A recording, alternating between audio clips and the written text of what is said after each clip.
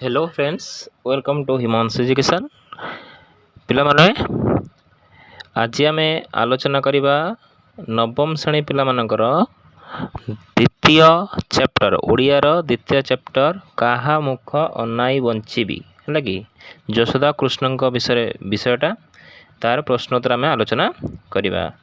देख एक नंबर कही एमानक मध्यरु ठीक टी बाछिकी लिखापी पिलाने तुमको ठीक उत्तरटा बाछि दूची तुम्हें से नोट कर तेरे ख नंबरटा पिलाने तुम ठीक कृष्ण तांको पिता को चंद्र आनीदेवाई अली करते। ग नंबरटा पिलाने ठीक यशोदा कृष्ण को मथुरा को जावाक बारण करते। घटा भी ठीक पिलाने यशोदा पक्षरे कृष्ण विच्छेद असह्य थिला। च नंबर कृष्ण रागिले रंधाहांडी भांगी देउथिले एटा भी ठीक। और 6 नंबरटा पिलाने कही कृष्ण उच्च पावाच चढ़ी पार नथिले एटा पिलाने ठीक। 2 नंबर पिलाने तुम्हें पठित अंशरू शब्द बाछिक लिखापी कही माँ पुओ आखिरे डैश लगौले ना अंजन अंजन माने कला मो कथा को से डैश ग्रहण कला ना तीर टिके ग्रहण कला ना।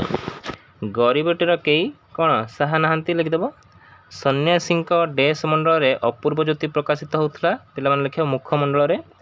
9 नंबर मो सहित मो डैश सबड़े जाए ना छाई सबड़े जाए।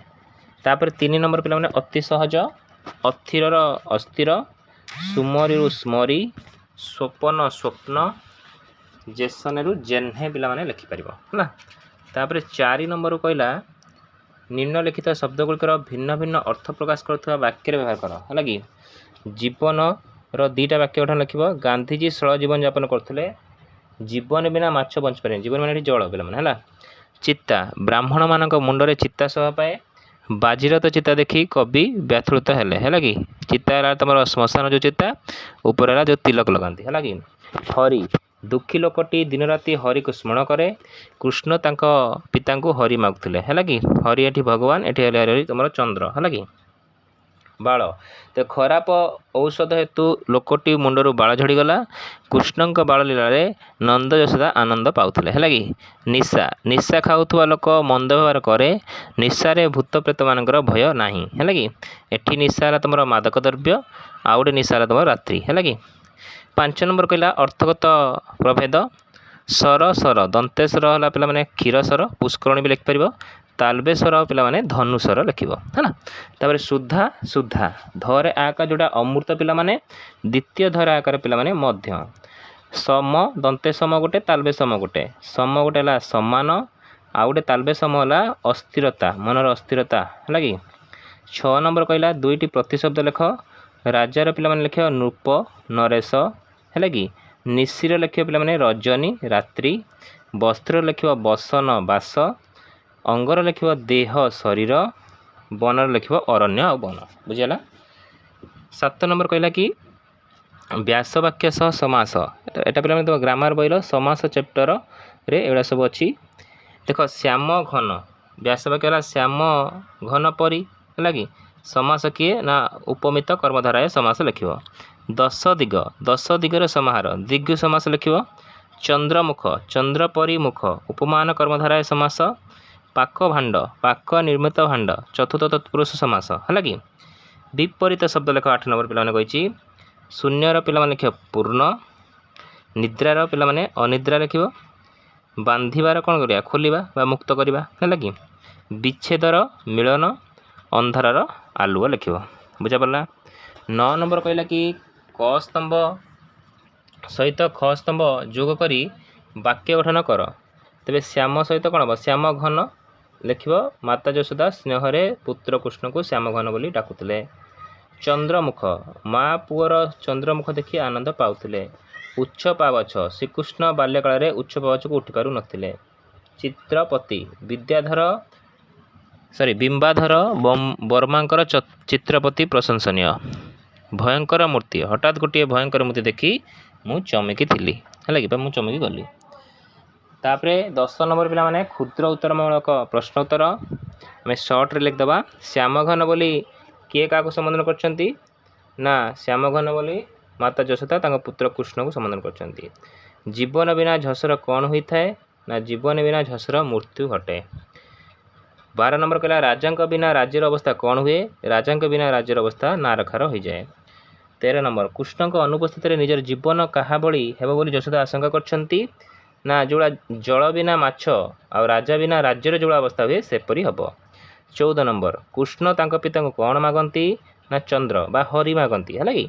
15 नंबर यशोदा कृष्ण शरीर कौन लेपन करती चतुर्सम है कि। यशोदा 16 नंबर कहला यशोदा कृष्ण मस्तक किपरि बेश कराती ना कुसुम माने फूल है कि। कृष्ण कान में कौन शोभा पाए ना कुंडल पे मैंने। कृष्ण बनू गले यशोदा मन में कि अनुभूति सृष्टि हुए ना काले प्राण नहीं कि जाती बोली से अनुभूत होता है। 19 नंबर कृष्ण अनुपस्थित यशोदा कौन करेंगे बोली कहते ना गंड जल माने गभीर जल में प्राण हारे। 20 नंबर कहला यशोदा कृष्ण को कौन कौन खाया दियंती सर लवणी अधाम पकरम्बा खाया दियंती।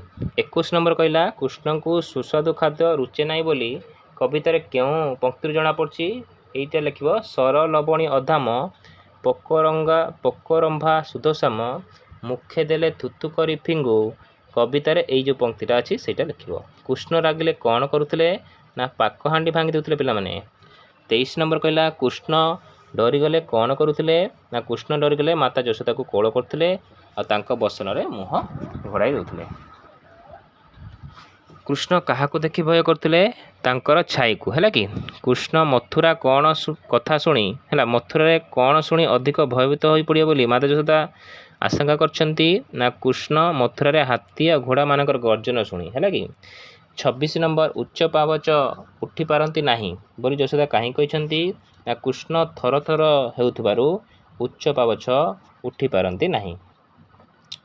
कांथरे भयंकर मूर्ति चित्र देखि कृष्ण कौन करते ना भयंकर मूर्ति देखि कृष्ण भୟରେ घर पलि जाउथिले। 28 नंबर कृष्ण क्लांत होई केउठी सोई पड़ुथिले ना माता यशोदा कोଳରେ सोई पड़ुथिले। 29 नंबर कृष्ण शोइथिला बेले काहेकि चमकी उठुथिले बोली यशोदा कहते ना स्वप्न देखिक है कि। कृष्ण चमकी पड़ी कौन करते ना कृष्ण चमकी पड़ी दुई भुजरे माता यशोदा को कंठ को भिड़ी धरी बसन घोड़े हुई पुणी शोई पड़ुले। बुझा पड़ा पे मैंने। तर 31 नंबर पे कही सरलार्थ आलोचना करवा जीवन बिहुने जेने झस राजा बिने जेने ग्राम देश जीवन डट डट डट ग्राम देश लिख। तापर हेडिंग पे कौन कर से उक्त पद्यांशटी पठित नवम श्रेणी साहित्य बरी क्या मुख अनाई बंची कवितार आसी। एठारे कवि किए ना भक्तचरण दास कृष्णंकर माता यशोदांकर जो कृष्णंकर प्राण माता यशोदा व्याकुलता विषय ये वर्णना कर बुझे ना। आउटे पार कर लिख श्रीकृष्ण मथुरा जावा कथा शुणी यशोदा व्याकुल होती पुत्र विच्छेद दुख तांको असह्य मने होउछि। कृष्ण मथुरा गले से काहा मुह चाही दिन काटिए बोली भाविछंती तांको 10 दिग शून्य मने हेब तांकर जीवन अस्थिर होई उठिब बोली कृष्ण को कहिछंती। पानी नथिले जोड़ा माछ जेमिति छटपट अवस्था होता है राजा नथिले ग्राम देश जेभଳି हीनश्री हो जाए श्रीहीन हो जाए से ही अवस्था हेब बोली यशोदा कहिछंती। बुझा पड़ला। तापर 32 नंबर कहला जेते बेले बने जाई जाऊ संगरे मोर प्राण नेऊ निमिषे विच्छेद न सही जेते बेले डट डट न सही लिख से उक्त पद्यांशटी पठित नवम श्रेणी साहित्य बरी क्या मुख अनाई बंची विषय आसी। एठारे कवि किए ना भक्तचरण दास कौन कहले ना मातृ प्राणर आवेग विषय वर्णना करछंती।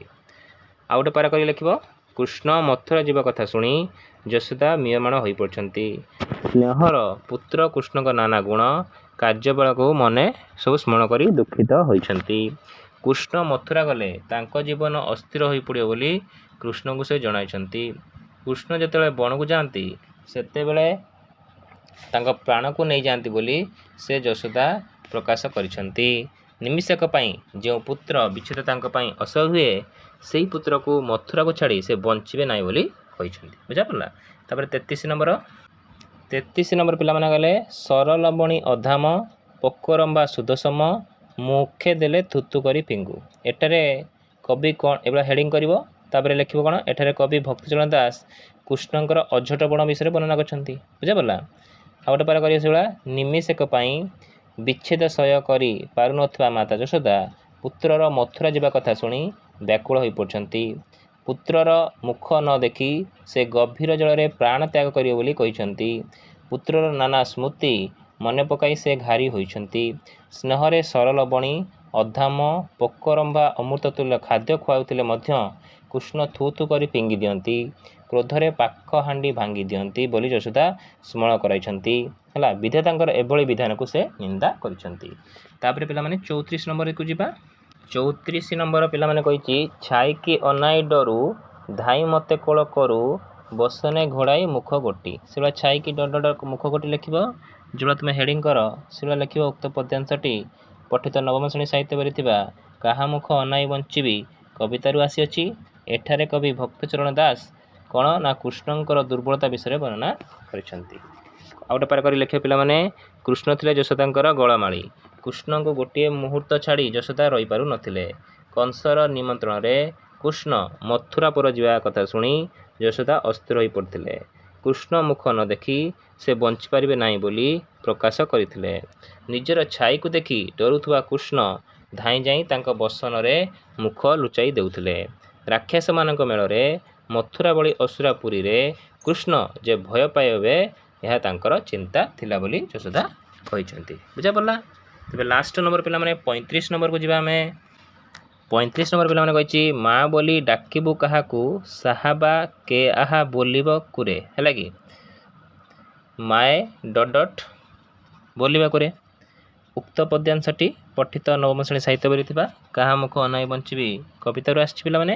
ଏଠାରେ କବି କିଏ ତୁମର ଭକ୍ତଚରଣ ଦାସ ଯଶୋଦାଙ୍କର ଯେଉଁ ବାତ୍ସଲ୍ୟ ପ୍ରେମ ବିଷୟରେ ଏଠି ବର୍ଣ୍ଣନା କରିଛନ୍ତି। ଲେଖିବ ସେଭଳିଆ। ଶ୍ରୀକୃଷ୍ଣ ମଥୁରାପୁରକୁ ଯିବେ ବୋଲି ସମ୍ବାଦ ଶୁଣି ମାତା ଯଶୋଦା ଦୁଃଖରେ ଭାଙ୍ଗି ପଡ଼ିଥିଲେ। ପୁତ୍ରର ସମସ୍ତ ସ୍ନେହବଳା ସ୍ମୃତି ତାଙ୍କୁ ବ୍ୟସ୍ତ କରି ପକାଇଲା। ଦୟାଳୁ ପିଲାମାନେ ଭୟାଳୁ ଲେଖିବ। ଭୟାଳୁ କୃଷ୍ଣ କିଭଳି ଛାଇ ଦେଖି ଭୟ ପାଇଲେ ତାଙ୍କର ବସନରେ ମୁହଁ ଢାଙ୍କି ଦିଅନ୍ତି ଯଶୋଦା ସେ ବିଷୟରେ କୃଷ୍ଣଙ୍କୁ ସ୍ମରଣ କରାଇଦେଇଥିଲେ। ମଥୁରାପୁରୀରେ ହାତୀ ଘୋଡ଼ା ଅସୁର ଅଶୁଣୀମାନଙ୍କୁ ଦେଖି ଭୟ ପାଇଲେ ସେଠାରେ ସେ କାହାକୁ ମା ବୋଲି ଡାକିବେ ଏବଂ ତାକୁ କିଏ ସାହା ବୋଲି କୃଷ୍ଣଙ୍କୁ ସେ କହିଥିଲେ। ବୁଝା ପିଲାମାନେ। ତେବେ 1 ନମ୍ବରରୁ 35 ନମ୍ବର ପିଲାମାନେ ତୁମେ ଖାତାରେ ନୋଟ୍ କରିବ। ଆଉ ଅତି ମାତ୍ରାରେ ତୁମ ସାଙ୍ଗମାନଙ୍କ ସହିତ ଭିଡ଼ିଓକୁ ସେୟାର କରିବ। ହଁ, ଆଉ ଚ୍ୟାନେଲକୁ ସବସ୍କ୍ରାଇବ୍ କରିବାକୁ ଭୁଲିବନି ପିଲାମାନେ। ରହିଲି, ଥ୍ୟାଙ୍କ ୟୁ।